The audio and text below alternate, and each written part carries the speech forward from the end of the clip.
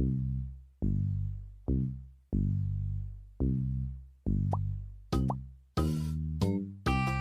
listening to the Paracasual Destiny Podcast. Episode 62. 62 years worth of podcasting. Well, 62 fortnights worth of podcasting. Yeah, I am Soultime. Greetings, everyone who's tuning in, and welcome to episode 62 of the Paracasual Destiny Podcast. Emphasis on casual. Thanks for tuning in, whether live here on YouTube or on the podcast platform of your choice. I'm Soultime. I'm here with Romance Girl, Green Stego, and Sallibug, and maybe Ghost. He might be lurking a little bit later on. We'll see. Ghost of Turkey Past. Maybe he will join us. Yeah, happy Thanksgiving. I hope everybody had a fun Thanksgiving, did something unique. And, yeah. Do we have a lot to talk about, is the question. I've got a few things to talk about. Okay. I don't have anything to talk about. None. Zilch? No thoughts whatsoever. Don't forget to change the slide. I know. What about I'm talking trying to about get this good about whipped cream that. I'm putting on this coffee? We're the Destiny Podcast, Paracasual style. You've got some coffee. We will be talking about your coffee in a moment. But before we do that, let's talk about some highlights and topics that have been in the clan, floating around the clan a little bit here. Community event. The community event. Did the community event actually have a title? I don't know as it had a title. I don't think so. Did it have a title? I don't know. It might have. Now, hold on. Do you mean a title like This is where having Scallywag and No. Just like what the community event was called. Captain's Coins? Or Let's Help Out the Eliksni? Something like that? Let's help out the Eliksni. It came with its own theme song.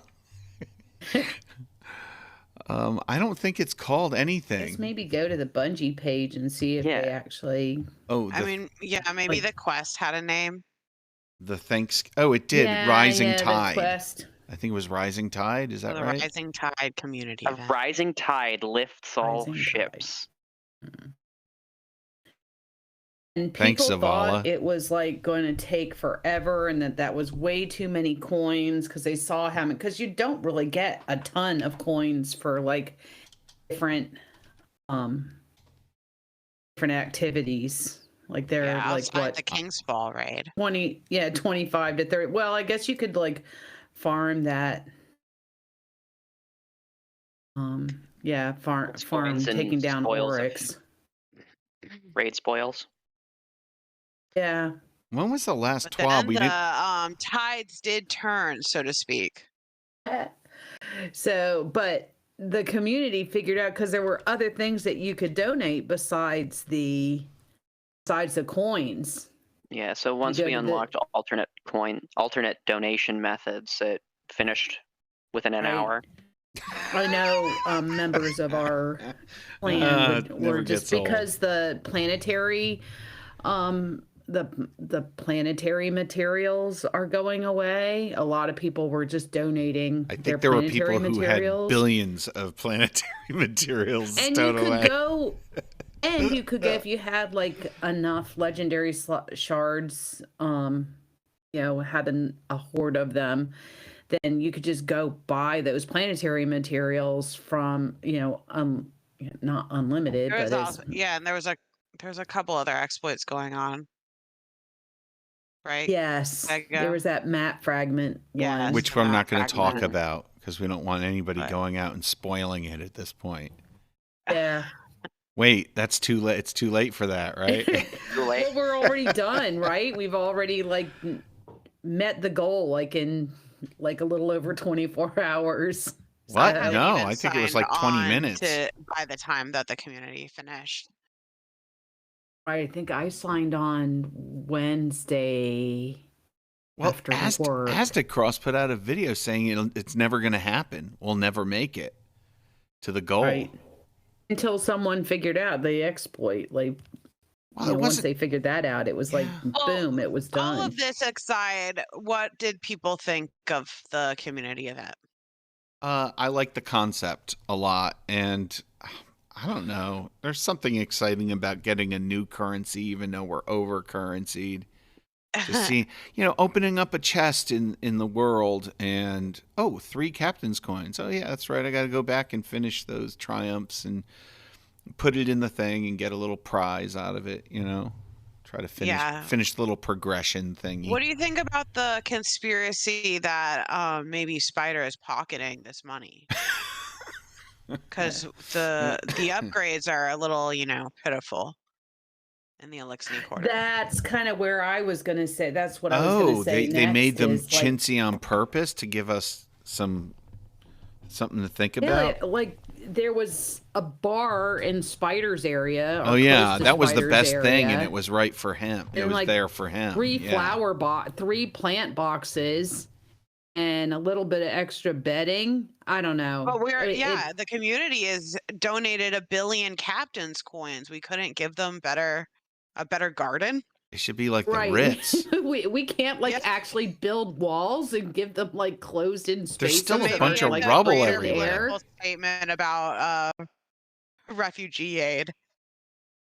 A solitary sweeper bot. Really? That's all. That's the best we could do for them. 1 billion captain's coins buys us 1 sweeper bot. You get 1 sweeper bot and some seedlings for the garden. So I actually kind of like your theory that maybe Spider is not being I think it's a possibility at this point. We'd like to think that he's a little reformed, right? At this point. Yeah, I'd like to think. But he has spent all season saying, "Yeah, but the captain gets the first pick," or whatever, Yeah. Foreshadowing. I mean, even his area is not the greatest, right? You'd think that it was a little area for his treasures, though. Right. Yeah. He was supposed to we went over to that space and it had art and stuff like that, and it was just kind of stuffed away in a corner. It was his loot. You saw artwork on the walls or anything. Plunder is next season. It's going to continue expanding. Yeah, it was kind of odd. We'll see. I'd be okay with there being a spider museum. I agree that it was puzzle. The upgrades. It might have been just that they didn't have time to put in a lot of environmental art into this. And this. Right. Yeah, I mean, I'm sure it's just kind of symbolic. Modification of an environment is not an It's easy symbolic thing to of the code state in. of the game. Also, I know. The seasonal. Okay, here's my big thing about the community event. All right. I think the community event could have been greatly improved if they launched it at the beginning of the season, or more towards the beginning of the season, where people are still excited about Catch Crash and whatnot. Doing that stuff. Maybe not the beginning, but maybe 3 weeks in or 4 weeks There's in. fatigue at this point. We talked about this with a couple episodes now, that there is some fatigue among the community. So now this is supposed to maybe get more excitement within the community. It was more just more of a grind of the same old thing. It would have felt better too, right? Because if you think about Season of the Plunder, okay, so we're going to go in and we're not only going to get these relics, but you'll also get this other loot, and this loot will help our community. We're going to give back to the community. So rather than do it just the last couple weeks, but just be doing it all along, and maybe not have the donating of the, maybe not have the. Sorry, what? I was just saying, that's the main thing would be to launch it while there's still high excitement in the community for the season in general. And maybe not, have like the donation of the other materials. I mean, I like the idea of it's like, oh, if you're hoarding all these planetary materials and there's nothing to do with them, but that thinking through that exploit, and I don't know if they just didn't think it through or it's just It always seems someone mostly in the like a community bug. figures it Yeah. out. But if they It would have been only cool had to. the captain's coins as what got donated and nothing, like there was no That's what other. I said last night too. Yeah, I think they muddied the waters a lot by making it an open donation box. Right, yeah, why didn't it just be the captain's coins and then Then you can keep track of which activities yield which rewards a lot right, easier. yeah, exactly. I I don't think if they know. did that, then it would have been easier to I like, would have. and it would have felt more like, hey, we're all like, oh, we're inching along, we're getting there, Wouldn't it type be of cool if thing. they But included something like Varix coming from Europa to visit the Eliksni Quarter just to inspect it and take pride in that flourishing community and the upgrades? It sort of be like a visit from Santa Claus or something. It'd be a huge thing to culminate the community event. take pride in that one sweeper bot and the 3 flower boxes they got. Imagine all the people gathering in the Eliksni Quarter, waiting, doing the popcorn eating emote and everything, waiting for the arrival of Varix on his, his catch that comes in. That would have been cool. I wonder what the Eliksni's relationship is with Varix, what that's like, because he's still on Europa, as we all know, but he's been like trying to evacuate Yeah, but peaceful Eliksni, right? yeah, Varix and Mithrax at this point, I would think, are two peas in a pod. They're buddies, aren't they? Well, Barracks is officially House Light now, right? They're all House Light, right? Well, except for the rogue ones that we're constantly killing. Yeah, the House Dusk and House Salvation. Yeah, I try when I'm killing Fallen, like on the Cosmodrome, I'm trying not to think of the Eliksni babies that I'm orphaning. So. Oh, that went dark fast. Yeah. Well, I mean, the Eliksni Quarter's still a tip. It is a bit. Yeah. It's a bit of a tip. Still, even with the upgrades. Despite all the improvements. Still a lot of rubble and garbage lying around. Yeah, so they need some better lighting. Why don't we give them the farm? Some more. Yes, seriously. That would the farm would all be a an tip upgrade too, but oh my gosh, seems like it was a better space. They could have reutilized the farm. And then when we go to visit our Eliksni brethren, you could have gone out there and played soccer. Yeah, get in a game of soccer and also go to the vendors. There were some vendors there as well, weren't there? Where you could a vault and all that stuff. Yeah, vault and a postmaster. Question. Yeah. Should they relaunch the farm as a Crucible map? I wouldn't be surprised. PvP players would take anything at this point. I know. I would settle for it. King's Fall. Speaking of that, it's not actually in our highlights, but they did their last. It was the last TWAB. They talked a lot about some changes they're doing to the Crucible, right? Making some. Yeah, they got a lukewarm response mostly. Yeah. Well, too little, too late. Yeah, and the one new map. Yeah, it's odd. Too little, too late. I like that. Yeah. That's where I am with it as well. Yeah, I think a lot of it is there's some weird stuff going on with the slides there, Soul Time. Sorry about that. All right. So sorry. All right, let's see. Yeah. What about there's a lot of like, but let's there move was on to some something a positive little more responses. positive, Kind okay? of like a wait and see. Can we move type on of to thing. something more positive now? Please. Sure. Let's do it. By the way, the official name I found was the Eliksni Community Event. Okay. All right. Moving on to something a little more positive was the King's Fall, which we completed for the first time last night, and that was so much fun. That was just awesome. First time in Destiny 2. First time in Destiny Right. 2. First We had time in beaten Destiny Oryx 2. in the past.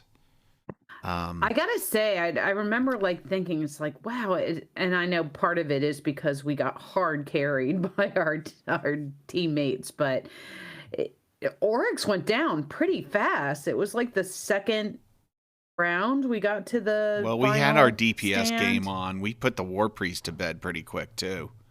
I mean, Right. and even Golgoroth. Man, we tore through the raid. Well, I think that in terms of you know, DPS, now there were some mechanic mess ups, like somebody was setting off multiple bombs when they shouldn't have been. all right, Mr. Can't stay on a platform when he's confuzzled. Y'all, the one that took us the most time, I think, was totems. I think we were stuck on totems for the longest time Yeah. out of all the encounters. Yeah. Yeah, I tried a lot totems on that we're one. I didn't always like seem that. to be a little. It's just because there's so much Going back and forth. trading back and forth. There's just a running lot back of and chances forth. to die in that one. Yeah, there's a Yeah. lot If of anybody ads dies, it that kind of come throws out. off the whole rhythm. Yeah, that's where we were. Yeah, that was definitely the toughest encounter. I would say for us. It was super fun to like get through it and just be challenged. As a on casual their, player, I'm just excited to get these new weapon rolls because I'd have hardly any Mhm. weapons. So I'm looking at the rolls, and same with armor. I've started wearing my, for my warlock, I'm wearing a ghost shell with the armor mod to enhance recovery. So I'm looking at the armor as soon as I get it. I still haven't gotten the helmet, and I could use some better Not on the pieces. helmet either. Yeah, but no, it's exciting to be in an activity where you're getting this stuff, for the first time. It is. It kind of gave me the raid bug again. Yeah, I got the raid I always bug. forget how much fun we have. It's just fun to like. Definitely shout out to our clan mates, Ghost and Death Knight. Ghost and Death Knight. Sure. Should be. They should put a plaque up in the town center where they live. And Anthro for paving the way. Oh, absolutely. Yeah. Absolutely. So lots of he fun helped with us the learn King's it again. Falls, making me. Yeah, it's making me sure. look forward to. You gotta get Anthro through the end of it too. So maybe we all go on alt characters and get Anthro through. That'd be fun. It's making me excited for getting back into season finale. Yeah, no, the raid that's coming next season. Oh, another raid. That's all I need. A dungeon. Or dungeon. It's a dungeon. Sallibug. Deepstone Crypt is like we had that one down pretty well too. We got into a rhythm where we were doing it pretty regularly. So I'm excited and those are going to be farmable weapons as well. So it'll be kind of fun to just have something new to do, but new but old that will feel doable. Right? Something old, something new. Yeah. Well, how about those seasonal challenges? What are you thinking? Easy? All done? Some easier than others. I've gotten a good amount done. I'm not going to go for all of them. Right. I've decided I'm just going to go for the ones that level up the star chart thingy, Yeah, I'll try to finish out I only have like a couple left for that one. I think I just have a open up chests one left. I did an inventory of the ones that I was still missing, and of course most of them are Crucible related. Sultan, you and I did a Gambit marathon with Ghost. Getting a lot of those done. A lot of the Gambit oriented ones done. But I did an inventory, and I think that if I put my mind to it, I probably could get the enough of the challenges done to get that big hunk of bright dust. So I'm kind of thinking I might want to do that, but it would require me going into Glory, and I'm not sure I want to do the Glory playlist. I'm not sure I want to do that. It depends on like how much I actually have to do in that. And those resetting to get the ornaments ones are ridiculous. That's the one where I would say those are just insane for the casual player anyway. The Cry Mutiny ornament? Yeah, because you get the weapon initially for getting to like leveling up the vendor all the way to 16 in the first place, and then you have to do it all over again. So I get it, for someone who plays a lot, that probably happens naturally, but for a casual player, it's like I don't think these seasonal challenges are designed for casuals. Yeah. Right.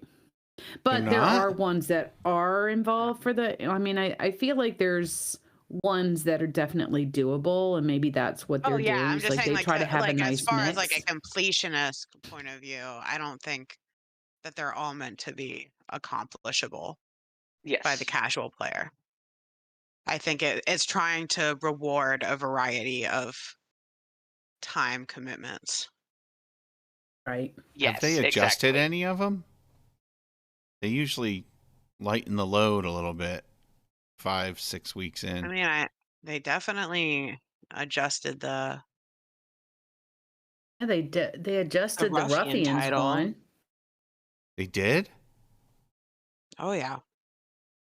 So okay. Yeah, I mean, well, if you have the season, even I have Scallywag. What's more important to you? What's more important? Here's a poll. Tough. What's more important to you? Getting challenges completed, or just simply getting the seal for the season? Challenges, or I know they're interrelated, but what's more of a goal? Now, if you ask Richard, he wants the challenges done so he can get that bright dust pile. He likes his bright dust, Yeah. It's kind of nice to have that bright dust available too, because I tend not to purchase stuff from Eververse unless it's like from bright dust. So it's nice to have that little kitty of bright dust if something comes along that I really like. Mm-hmm. Especially like during the seasonal events and such. My priority is definitely the challenges to get me to season rank 100. I don't always get to season rank 100 for every season, so that's my first priority. I'm currently level 91 on my season you're getting path. There. You got one more week. You'll do it. And I usually don't aspire to the title, but with Scallywag, I really wanted Scallywag. Yeah, sometimes it just has to do with the name of the actual title. It's like, no, I want that title because it's fun. I liked the Ghost Rider one, and that one I felt like was... we talked about that last time. It seemed doable if you put your mind to it. Yeah. Yeah, sometimes there's a gray area between game and homework, right? Yeah, sometimes it's just a video game. Sometimes it seems like it's homework. So true. Any aspiration? I know one of us is obsessed with getting through a Grandmaster Nightfall. It's one of the challenges, and I usually try to get through one Grandmaster once a season. I don't think I got through one last season. I don't think I didn't get to the light level I needed to be to do a Grandmaster. But this season I did. surprisingly. You got through a Grandmaster? No. This season I got to the light level to do a Grandmaster. Last season I didn't get to the light. You have to be a certain light level Oh, I see what you're saying. to even attempt it. And I think that's what we touched on this a little bit last podcast. Romance Girl brought up a good point on how that wall that they put up, just saying you have to get to this certain light level, so you're just like keeping, like, why not just allow you to go in and try it? Yeah, just a set difficulty that doesn't have to do with your light level. Right, exactly. Just have it be challenging, have it be a set difficulty, but not like say, oh, you can't do this because you're not at the right light level. Just, I mean, because let you decide, like, like you can figure out whether or not it's like, wow, this light level, like I'm not going to be able to do anything with this, so I can't do it. And let the Guardian figure it out, not. And some people really like that if challenge you took too. some time off between seasons, but you know how to do a Nightfall, well, we know that you're not introducing that many new strikes. People Right. should be able to like jump back in even if they haven't grinded it out that season. Right. Agree. So absolutely want to try to do a Grandmaster. Again, our clanmate Ghost has said that he would help me with getting through. The one that's coming up next week is, what do you say, Fallen Saber? He thought that we could get through that. So, and that's a strike I know well. So Wow, it seems like it'd be That should really help. hard, that Fallen Saber. Yeah, that's what I was thinking. I'm Yeah. surprised Yeah. he thinks that's going to be an easy one. I don't think it's going to be easy. I just think that at least I know it. Like, whereas the one this week is like one of the new ones from Witch Queen, and apparently is difficult as a Grandmaster anyway. And it's not a strike I know well because I haven't like done it enough to like know like all the nooks and crannies and or what the enemies, where they spawn and where they tend to do. At any rate, Would you call the Eliksni frenemies at this point?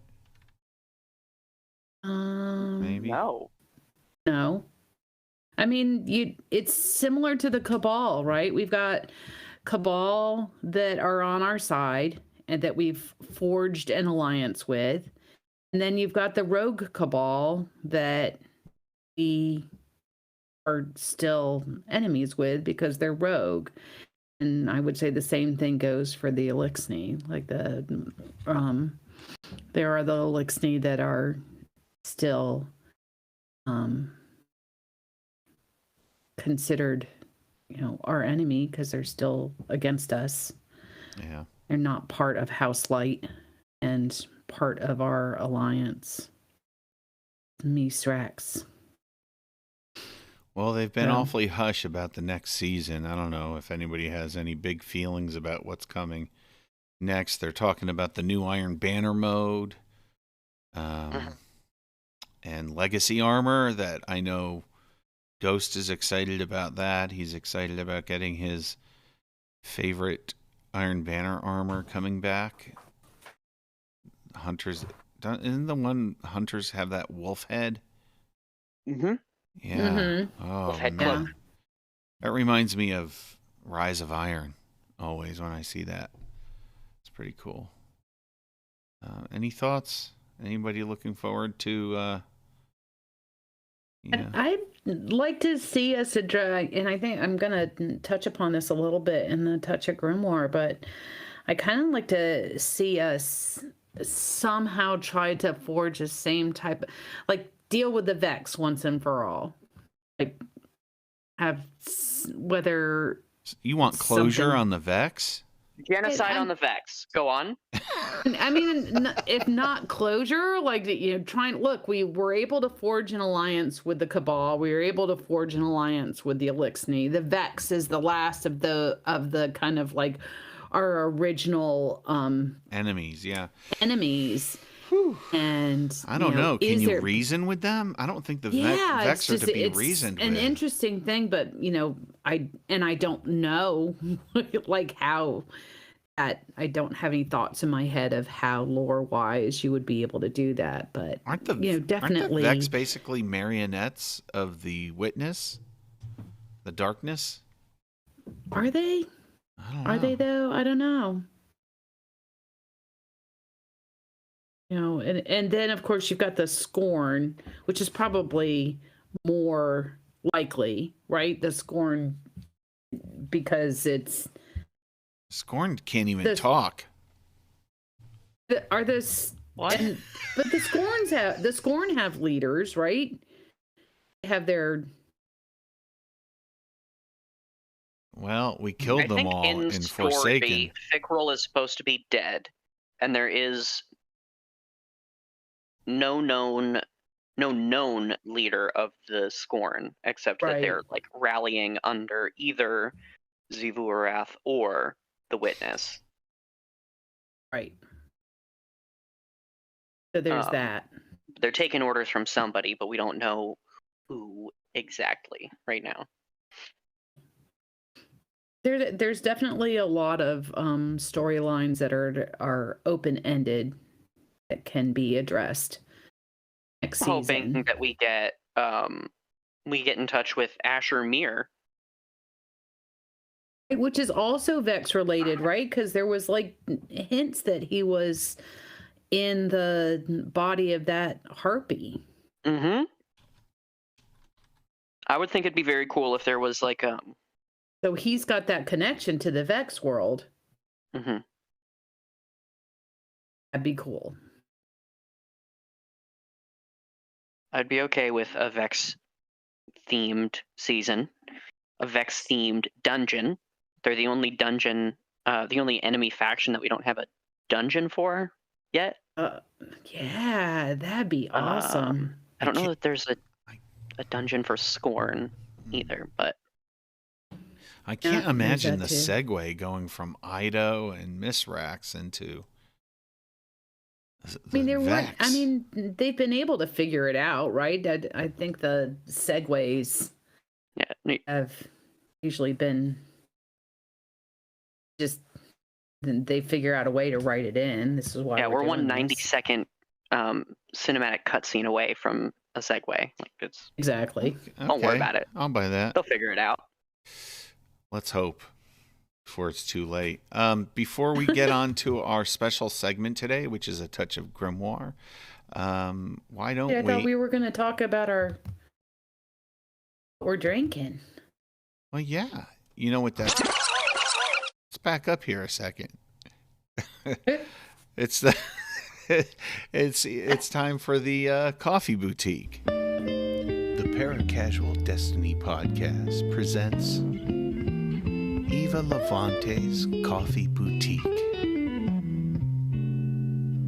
All right. I could use some coffee. All right, Romance Girl, what kind of coffee have you had as of recent? Or now? I don't know. Oh, well, it was prepared by Green Stego, so he might be able to speak better of it. But all right, well, let's hear it. Details, please. Well, I'd like to call a Mocha Deluxo. Some coffee with a little bit of hot chocolate powder mixed in with some whipped cream on top. Mm-hmm. Well, it is after Thanksgiving, so I'm thinking, why not? We had spooky November. When the weather November. gets cool like this, yeah. When the weather gets cool, there's nothing finer than a fresh pot of coffee with a little bit of mocha in it. Now, do you buy a quality cocoa powder to put in there? Or? Yeah, we got a Ghirardelli. Ooh, that must be delicious. It's quite nice. We were over at Catherine and Gideon's the other night, and they're into this frothing up the half and half or the cream or whatever, make it frothy. And I thought, well, yeah, that's very festive, and I'm looking at options now to be able to do that because it was quite a treat Just the coffee We have itself. a frother. It just needs the battery. We haven't used it yet. Yep. Oh, is it one of But those maybe things you we'll- stick in? Yeah, it's like a handheld frother. Wow. Just whips it up. Yeah, But maybe that's the inspiration we need to get that thing going this season. I'm gonna send a letter into Eva Levante to see what kind of frother she uses at her boutique, and just do some pricing. Maybe Cyber Monday will have a nice I coffee definitely frother. put it on my dawning wish list. Coffee frother? Coffee froth. Right, a cream frother. A cream frother. Mm. All right. That was quite good. The coffee we had yesterday. Was that? Oh yeah, it was yesterday. So they're having mocha over there. I don't know if you heard, Sallibug. I did not. I had They're to adding take Ghirardelli cocoa powder break. to their coffee, Ooh, yum. making the season bright. We did a similar thing a little while ago, didn't we? We made I did that, yeah, a couple nights ago. I had just put some. I'm definitely not Ghirardelli. I don't know what brand name, but just like a powdered hot cocoa. It comes in a bottle that looks like a little mini milk bottle, which is kind of cute.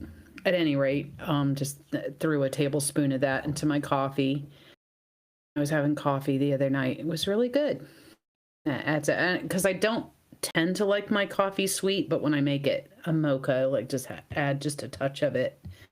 Yeah, that's why we opted for the Ghirardelli, because we use so little.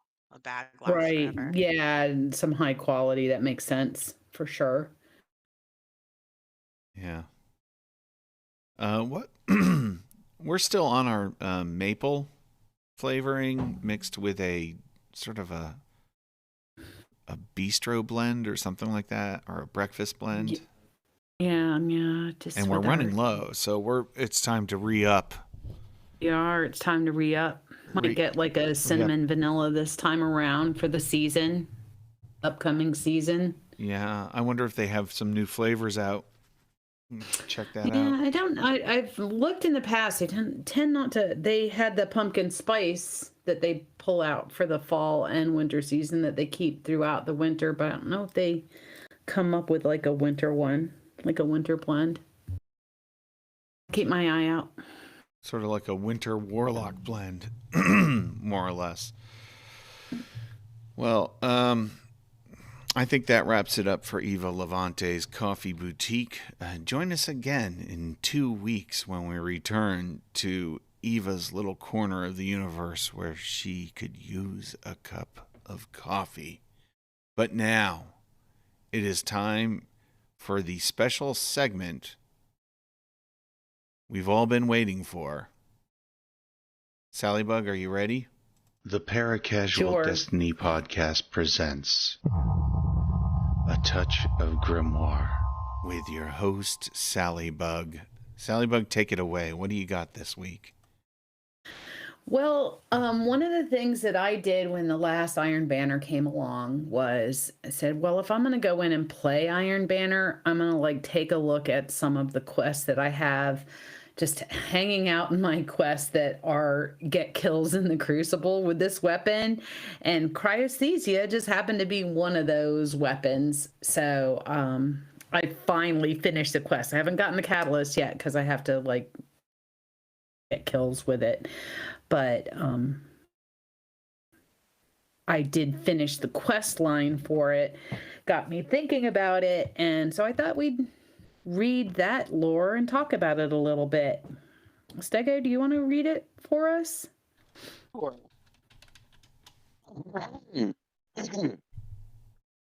Cryosthesia 77K. There are things colder than cold. She crouched behind a sandstone boulder in the canyon basin and tried desperately to focus. She clasped her lower hands together and squeezed. The feeling of pressure grounded her, made it possible to ignore the blood that flowed from the wound in her thorax. She could hear the Vex coming closer. their metal feet screeching against stone. This drone is basically... She raised her dominant hand, and the thin spindles of her splicer gauntlet clacked into place and began to spin. She envisioned the light surrounding. She winced as weapons fire impacted the boulder at her back, turned as it split apart, and for a moment, through the hot blowing sand and choking dust, she faced down an army. She closed her eyes. She saw the Vex targeting field sweep over, flashing crimson and white. She shifted it with a wave of her hand, and 100 shots flew wide. She felt dozens of Vex-shaped gaps appear in the air behind her and consolidated them. The Vex materialized in the same location, and the fused metal mass fell heavily to the ground. She looked over the gleaming field of enemies. The light provides, she thought, and the next volley of Vex fire curved around her. The gauntlet on her wrist thrummed as a small portal opened in the air in front of her. She reached inside, felt the familiar shape of a short-term cortical conflux tube, and visualized crushing it in her hand. A flash of light played over the red eyepieces of the Vex, and they marched forward in lockstep, searching for a target they could not see. She stepped to the side as they passed her. As the last Minotaur stomped out of the canyon, she reached again into the portal. She willed their knowledge of Mithrax to her fingertips. She saw an image of his skiff, flying low over the ice, framed in the minds of the European Vex. She pictured their awareness as a glass plane and envisioned it cracking, splintering into fragments of...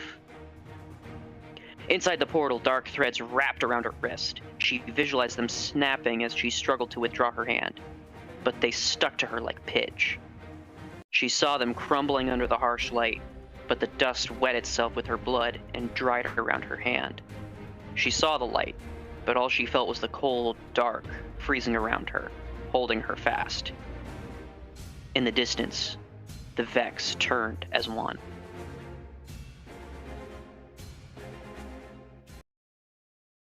As usual, some pretty cool writing there going on. This came out in the season of the Splicer, which is, we've brought up before, one of my favorite seasons. And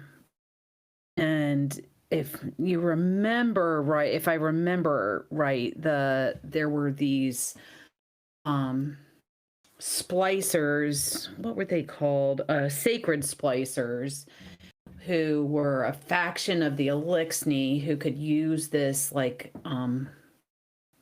tool, the Splicer gauntlet, to get into certain parts of the Vex mind or the Vex reality and fight them from within or something like that. That's kind of what we were doing, because then the Guardians were able to do that, and that's when we would like hop through that portal. Is that right?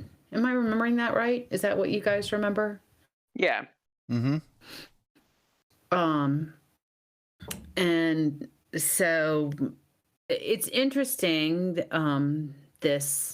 it sounds like this one sacred splicer was trying to turn the Vex attention away from Mithrax so he could get away.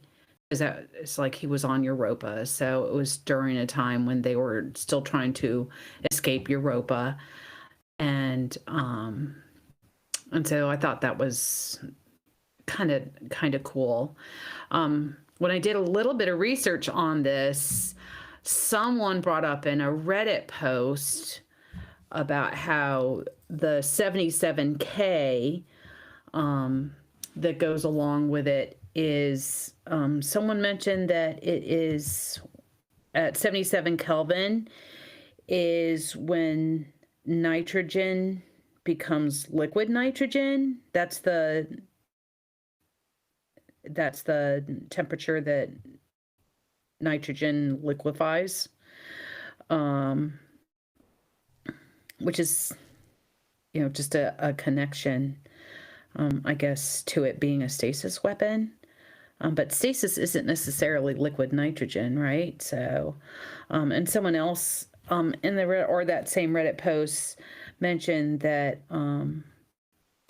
there are certain materials that behave like superconductors above that 77K, like that there's a scientific significance to 77 Kelvin.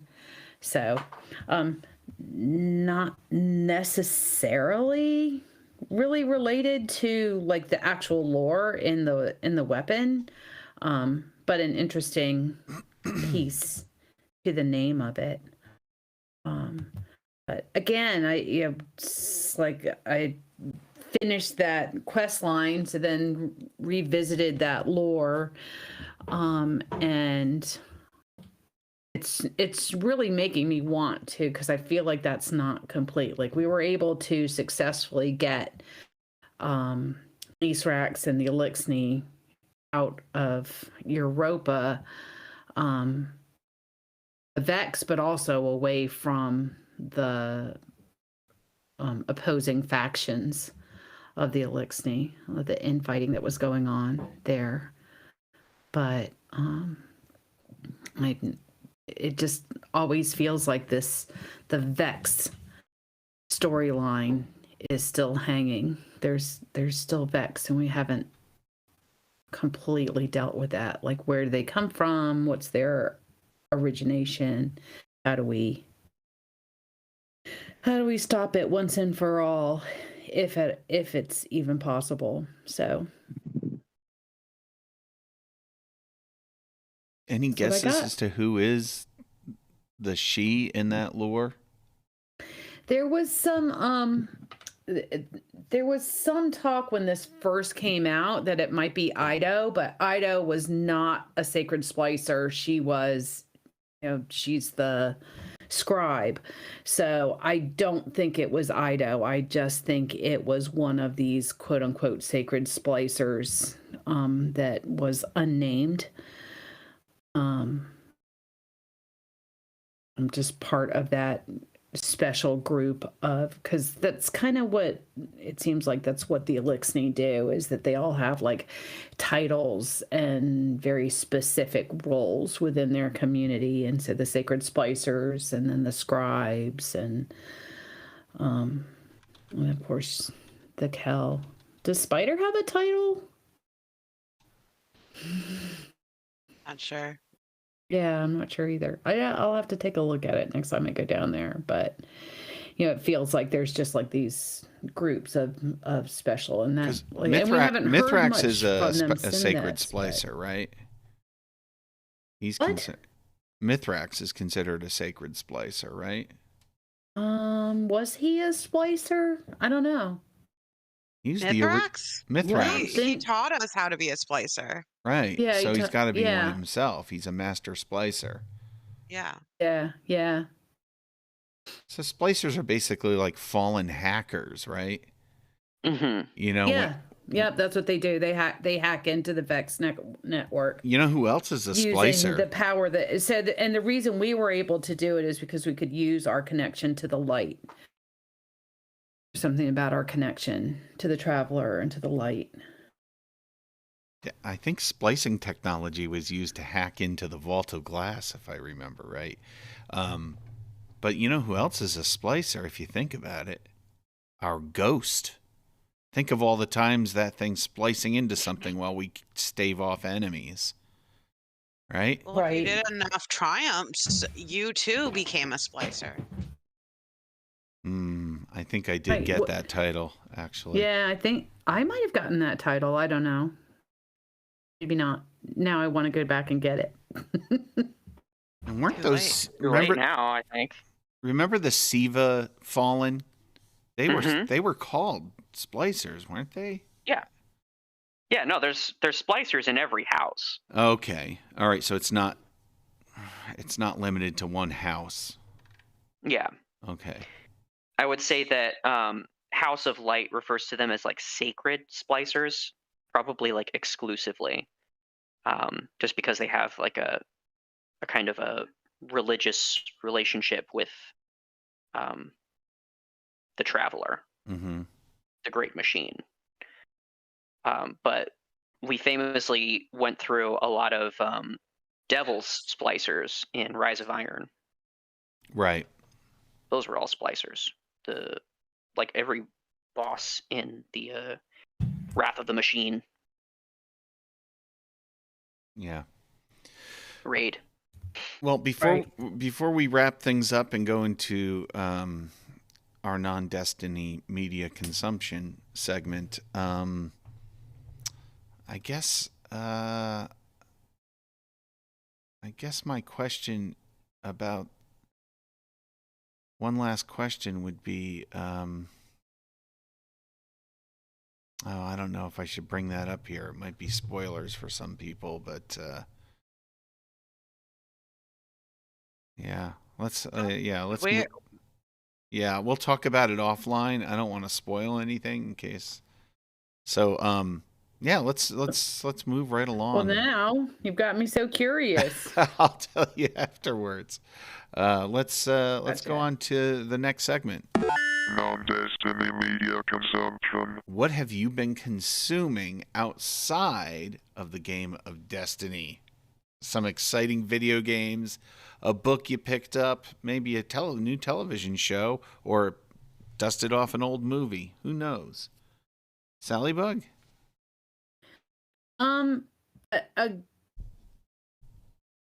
Fully delving into the Christmas holidays with watching some classic Christmas movies. These are like ones from the 40s. The Bishop's Wife rewatched, the 40s version of it. Holiday Inn, Christmas in Connecticut. Those are the three that kind of stand out. I also want to do a little bit of a shout out. I don't know if I mentioned this before, but my law tube YouTubers that I watch were doing this thing on and I think they're taking a hiatus, but it's coming back. They're on Saturday mornings doing a Dungeons and Dragons campaign called Trees of Eternity. Hosted by another YouTuber called Prototopics as the Dungeon Master, and I've never played Dungeons and Dragons, but I just know if I did, I would love it, but enjoying it vicariously through watching this campaign. And they just finished that up, I think last Saturday. The first season of this called Trees of Eternity. The campaign is called Trees of Eternity. So quite fun. So if you're into Dungeons and Dragons, check out Prototopics. Do you think we could get Richard and Pelham on a campaign?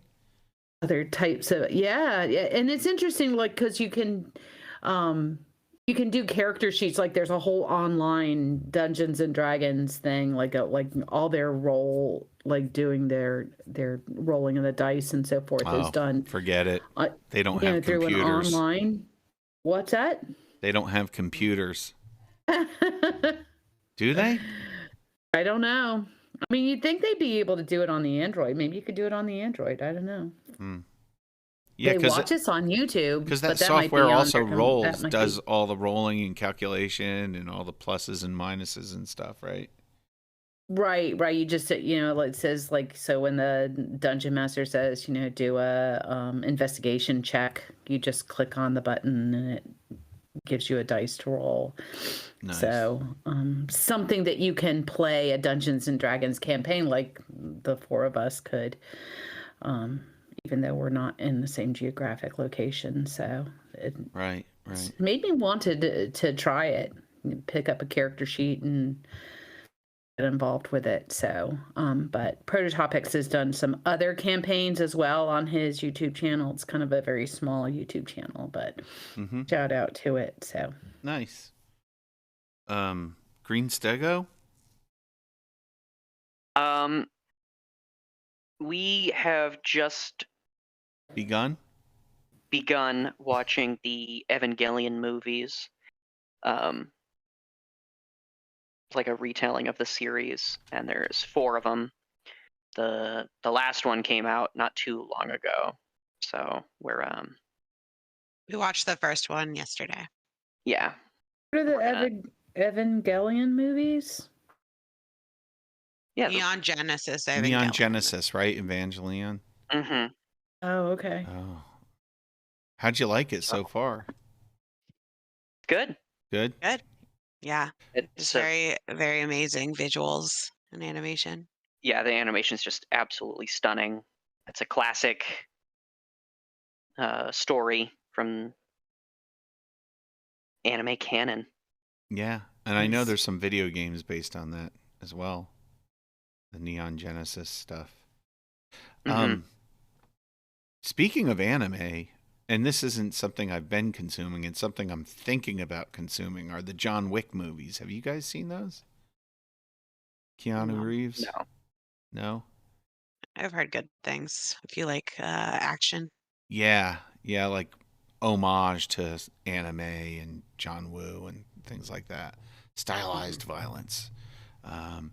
Anyway, I'm thinking of checking those out. If I can convince Sallibug to watch one with me, that'd be great. Maybe I could promise to cook up some hot dogs or something for her to coax her into watching a John Wick movie with me.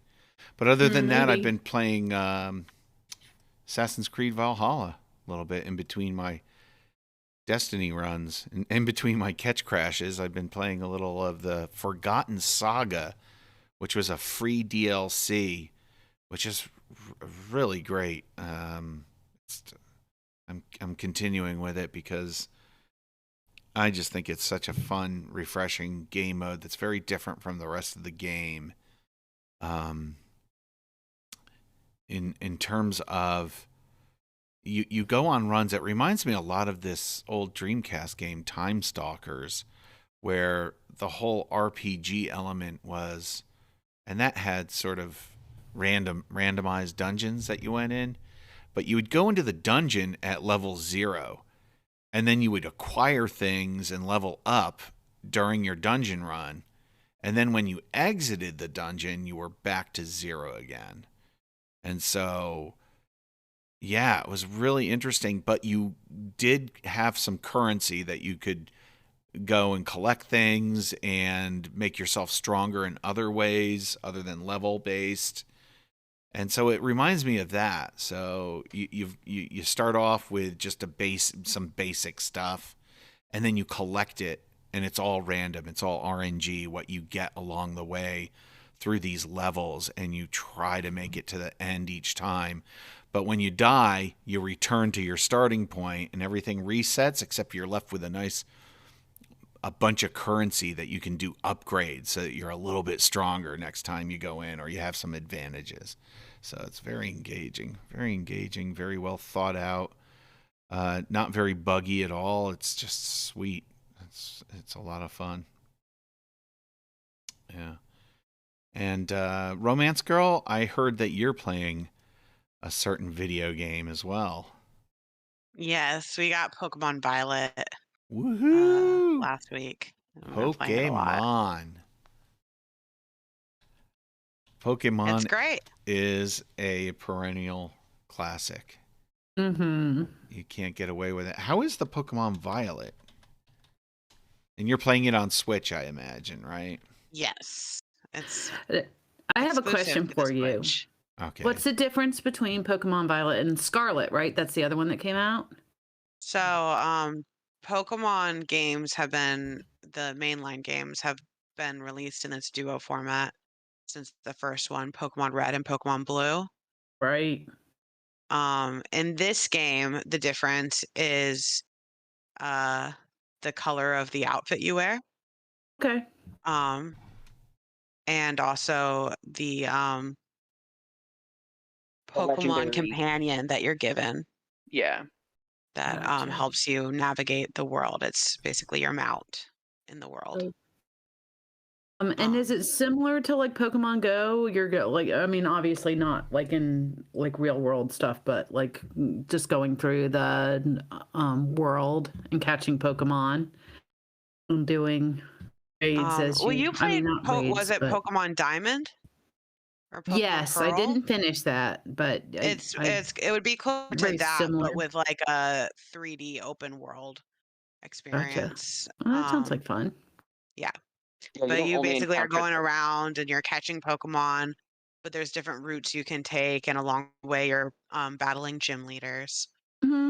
Okay, so similar. Yep, Yeah. same kind of similar format. A little more open world. Absolutely. Sounds fun. Who did you choose as your starting Pokemon? Brigatito, definitely. Sprigatito, huh? The grass cat. Oh, of course. Oh. It's one of the best starters Nice. we've had in Pokemon. Though all the starters are great. Yeah. Green Stego went with Fuecoco, the fire crocodile. Yep. That's so fun. cool. Oh, we actually named one of our cats Brigatito. Right. That's great. Very Great. fond of that Pokemon. That's awesome. Well, I think that about wraps it up for this It does. episode. Don't you think, Sallibug? I think that's a wrap. All right. Let's wind down here. Let's wrap it up. I'm hungry. What? All right.